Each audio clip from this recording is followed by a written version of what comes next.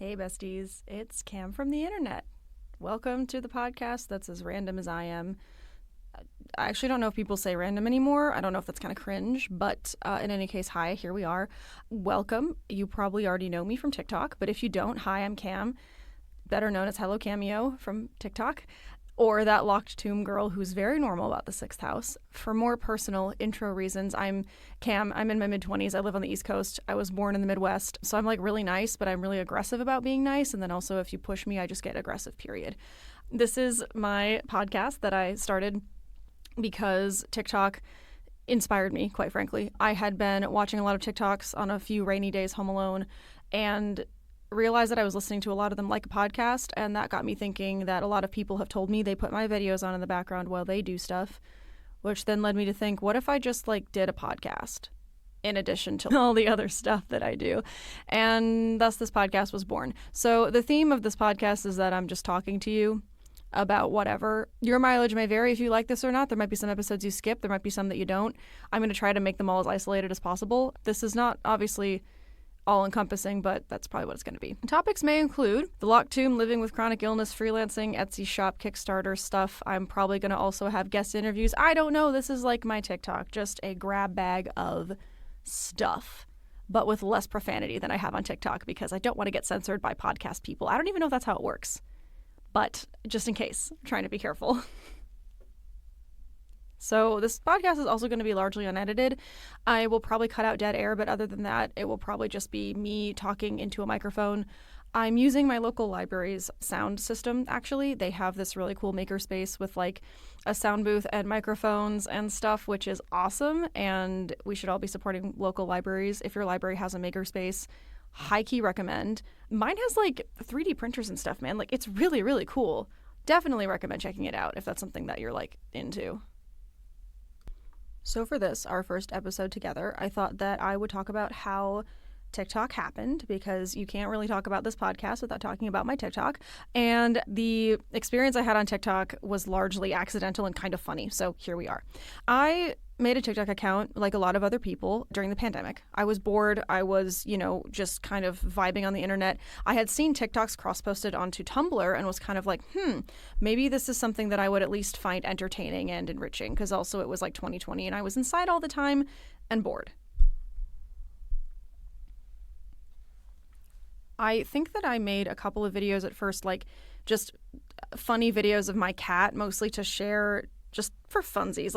Cannot express how much my TikTok experience was just scrolling.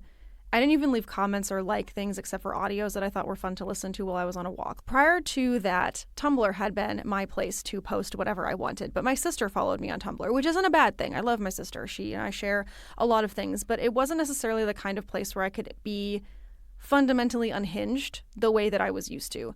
At that point in time, I don't even think that I was out to her as bisexual. I think this was back in 2021 at this point. So I definitely wasn't, actually. I know that for a fact. And so TikTok became my place to, goof off, mess around about my life. And it had the added benefit of nobody knowing who I was. Nobody knew about the account. No one knew anything.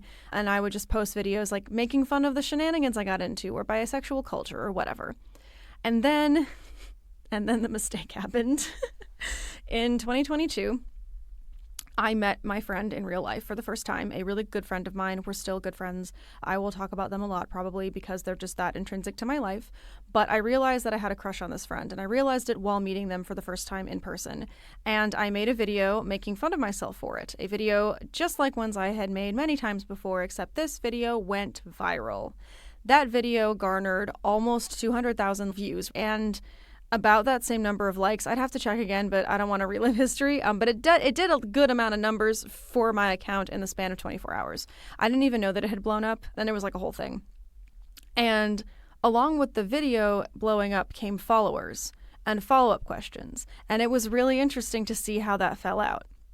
One of the questions that people asked was how, through what fandom this friend of mine and I met. And I said The Locked Tomb by Tamsin Muir, and that just kind of started the whole cascade. Because it wasn't just anymore me talking about my friend, it was also, hey, you read The Locked Tomb? What was that? This was before Nona the Ninth came out, right? Harrow the Ninth had, I think, just come out. And so people were like, hey, what was that? What did we experience? Can you talk about this more? And through just complete happenstance, people asked me questions. I made videos answering the questions. And TikTok just kept pushing those videos to other people's For You pages, which was absolutely wild.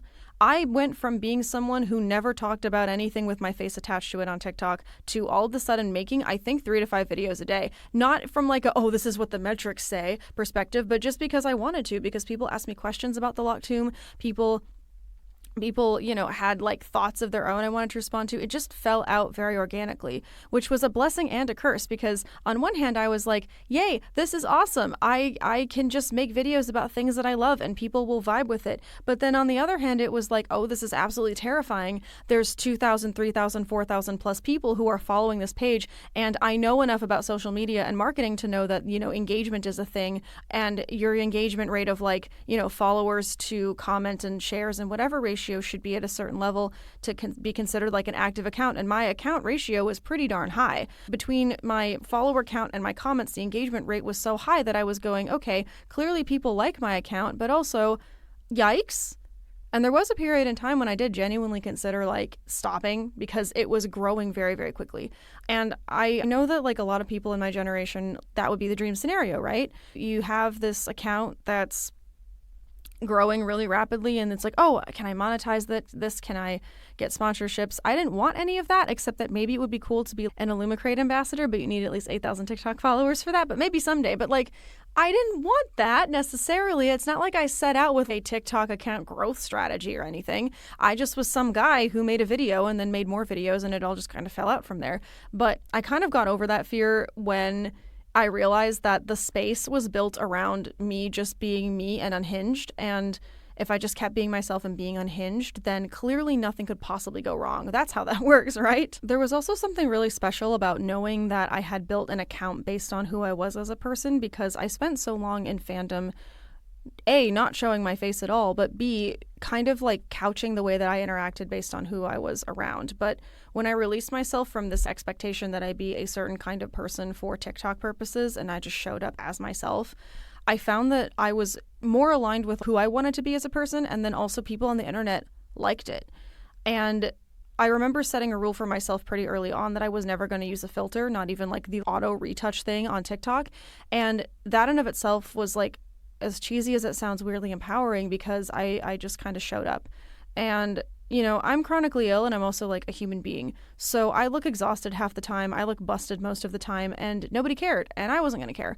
And I released myself from that expectation of perfection, semi-intentionally. I did have a few moments of, oh, this video that I made with no makeup on and one of my ratty t-shirts is blowing up. Maybe that's kind of weird, but who cares? I don't care. It's whatever. So the other thing that happened with TikTok, which was very bizarre, is that the fandom community is so small that people were finding me. It started out small, right? Somebody commented and was like, oh my gosh, I actually know what your Etsy shop is, because I had made a video about my Etsy shop. And I bought from you before, and that was really, really cool. And then other people would find my stuff on Etsy and then somehow find me on TikTok and be like, oh, dude, I just bought something from your Etsy shop. And sometimes I would, if I could, reach out and be like, hey, if you're comfortable sharing, will you tell me what your Etsy order is so that I can personalize your little note a little bit more? But that was also really fun. But although I didn't set out to quote unquote monetize my TikTok, because that's just weird, I don't think I would ever want to do that, it did kind of pay off in really strange ways. Strange for me, meaning not strange as in I'm ungrateful, strange as in if you had told me that I could expect this, I would think you were crazy. Most notably was I had been out of work for a few months and was doing the Etsy thing, and my now full-time thing, but it was a side hustle at the time of content work on the side as a self-employed person for that length of time that I was out of a full-time job. And at that same time, I had been seeing a doctor across the country from me who needed blood testing done for me. Very, very, very expensive blood testing, mostly out of pocket, mind you. And I went and I got the blood test done, and I got the lab work done, and I got the lab invoice, and I saw how expensive it was. And I realized that because people on my TikTok were so supportive of me and my Etsy shop, that I had made enough profit off that Etsy shop to pay myself enough to almost completely cover that lab bill, which is something that would not have been possible before TikTok, honestly, because my Etsy shop was doing great, but not that great.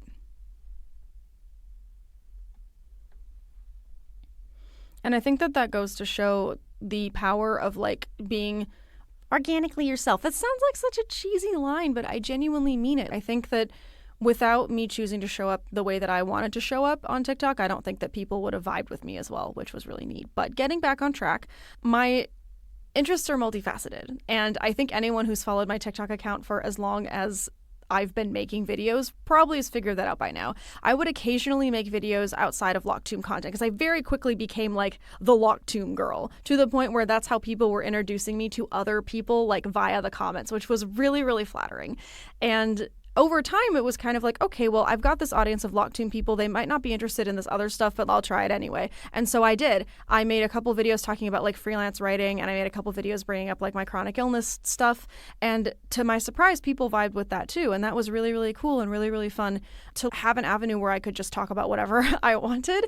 And other people were like, yeah, all right, sure, we'll listen to this. And that's kind of like part of the impetus around this podcast was I was like, if people want to listen to me talk about stuff, but they don't want to like have a video with a 10-minute cap or have a video that is playing in the background or whatever, like let me try to do some long form stuff. So yeah, here I am. That's me. That's how TikTok happened. It is what it is.